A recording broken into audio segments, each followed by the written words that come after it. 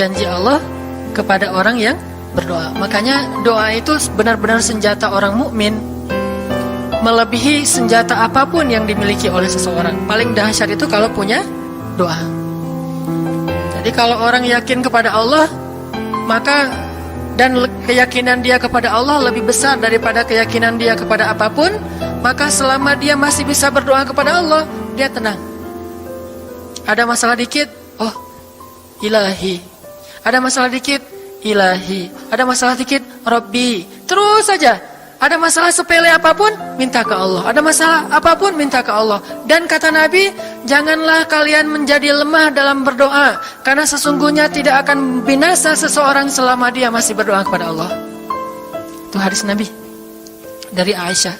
Janganlah kalian menjadi lemah dalam berdoa, artinya jadi pundung, jadi putus asa dalam berdoa, karena tidak akan binasa seseorang selama dia masih berdoa kepada Allah Subhanahu wa ta'ala. Jadi kalau kita masih terus mengharap dan meminta kepada Allah, kita nggak akan binasa, kita nggak akan kalah, kita nggak akan rugi. Dan kata para ulama, segala sesuatu di dunia ini akan pergi dan tidak kembali. Ini clue penting nih, bisa dicatat. Segala sesuatu di dunia ini akan pergi dan tidak akan kembali kecuali doa. Dia pergi dan dia pasti akan kembali. Segala sesuatu kalau udah pergi di dunia ini nggak akan kembali lagi. Kalau pergi di sini maksudnya pergi kepada Allah. Tapi kalau doa pergi ke Allah, dia pasti akan balik lagi kepada yang meminta. Satu-satunya yang pergi ke Allah dan kembali di dunia ini hanyalah doa. Makanya ayat ini kalau kita kasih judul adalah janji Allah kepada hambanya yang berdoa. Allah berjanji, apa kata Allah? Inni qaribun.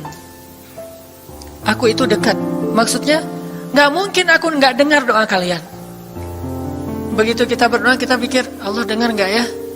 Jangan-jangan kok doa saya belum diijabah, kayaknya Allah nggak dengar yang kemarin, saya harus keraskan lagi suara saya. Nggak, inni qarib. Arti inni qarib, aku itu dengar banget apa yang kamu ucapkan. Nggak usah diucapkan, di dalam hati aja Allah udah dengar. Siapa yang pernah berdoa di dalam hati terus langsung Allah ijabah? Rasulullah. Coba teman-teman buka awal juz kedua. Ayat surat Al-Baqarah ayat 144. Itu gara-gara Nabi ada harapan di dalam hati tapi gak berani ngomong gitu ke Allah, cuma dipendam di dalam hati doang. Tapi langsung diijabah oleh Allah. Ayat surat Al-Baqarah ayat 144.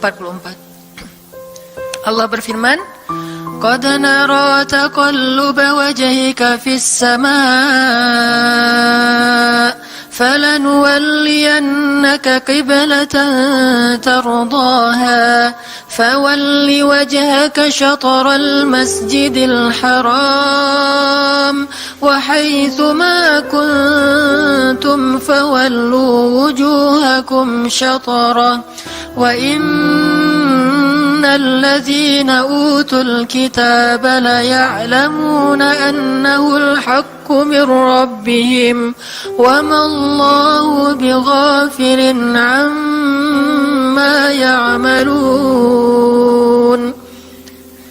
Jadi ceritanya, orang Yahudi suka menghina kaum muslimin gara-gara orang Islam kalau sholat waktu itu masih menghadap ke Al-Aqsa, Palestina. Jadi kata orang Yahudi itu, lihat orang Islam mah fake, suka niru. Kita sholat menghadap Al-Aqsa, mereka sholat menghadap Al-Aqsa. Berarti agama mereka itu adalah agama yang meniru agama kita, nggak original. Sering diperolok-olok, setiap kaum muslimin sholat dihina sama mereka. Akhirnya Nabi ngerasa sedih. Wah, gimana ya caranya? Sehingga setiap sore Nabi berdiri di suatu bukit, kemudian lihat ke langit. Cuman nggak ngomong, gini aja ke langit. Membatin, bayangin. Pernah nggak teman-teman membatin ke Allah? Ini yang harus kita coba lakukan. Belajar membatin kepada Allah. Itu romantis banget. Jadi duduk sendiri, Allah, ngomong gitu dalam hati. Dan yakinlah ini qarib, Allah tuh dengerin. Jangan pikir saya kayak ngomong sendiri, kayak orang kurang waras. Enggak, Allah itu mendengar. Jadi kita batin aja sama Allah, ngomong dalam hati, ya Allah, saya tuh lagi gini, ada masalah. Ngomong dalam hati kita, please Allah, please, gitu ya.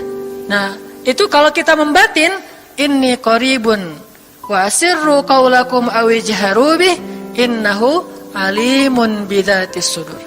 Jadi Nabi nggak enak mau ngomong, ya Allah, tolong dong pindahin kiblat dari Masjidil Aqsa ke Masjidil Haram. Soalnya daripada dikata-katain melulu sama orang Yahudi, mau ngomong kayak gitu tuh nggak enak sama Allah. Malu Rasul ke Allah.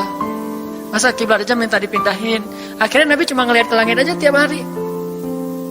Udah selesai, pulang. Besok lihat lagi ke langit. Turunlah ayat ini. Sesungguhnya kami telah melihat bagaimana kamu selalu menengadahkan wajahmu ke langit. Maka kami palingkan kiblat ke arah yang kamu sukai. Coba lihat. Turun wahyu untuk merespon doa Nabi yang bahkan belum diverbalkan, belum diucapkan dengan kata-kata, tapi Allah udah ngerespon. Gimana caranya biar kita bisa kayak gitu? Lihat seorang cewek cantik, kayaknya kerudungnya soleha gitu ya, kuliahnya di UIN misalnya atau di pesantren mana gitu.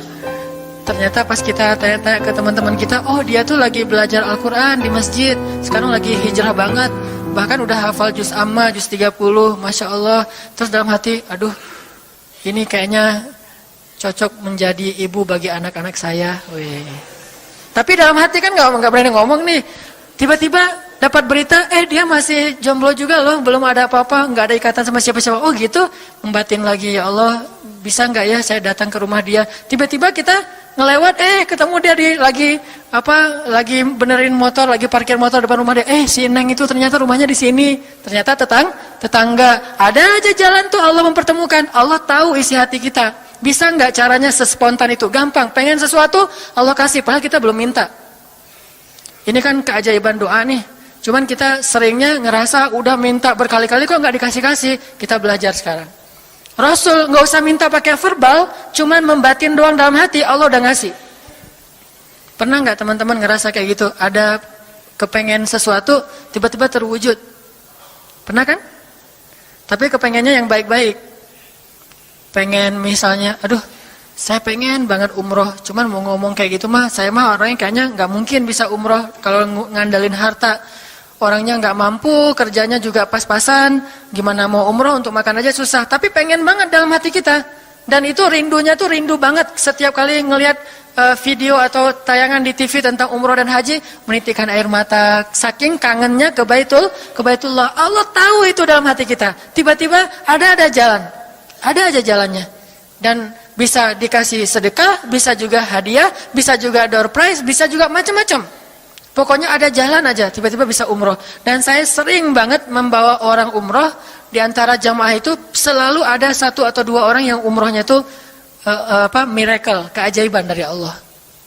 Ketika saya cari tahu alasannya apa, ternyata emang dia dari dulu pengen banget umroh, cuman nggak bisa ngandelin hartanya. Allah kasih jalan yang lain. Bukankah Allah itu memampukan yang diundang, bukan mengundang yang mampu? Kan itu yang sering kita dengar kan? Allah tidak mengundang yang mampu, tetapi memampukan yang diundang. Kalau udah Allah undang, pasti mampu. Kalau Allah nggak ngundang, walaupun dia mampu nggak akan bisa. Jadi Allah bukan mengundang yang mampu, tetapi memampukan yang diundang. Sehingga kita kalau hati kita kayaknya pantas diundang, Allah undang tuh. Begitu juga dalam urusan rezeki. Aduh, saya pengen kerjaan yang kerjaannya itu lebih halal, lebih nyaman, bisa sholat berjamaah tepat waktu, ada waktu juga buat keluarga, bisa juga berdakwah ke teman-teman. Akhirnya membatin kita itu karena kuat banget, Allah wujudkan. Ini artinya Allah qaribun, Allah maha dekat. Sehingga kalau kita pengen doa kita itu powerful, belajar dari as-siqah billah. Tips pertama adalah as-siqah billah. Percaya deh sama Allah.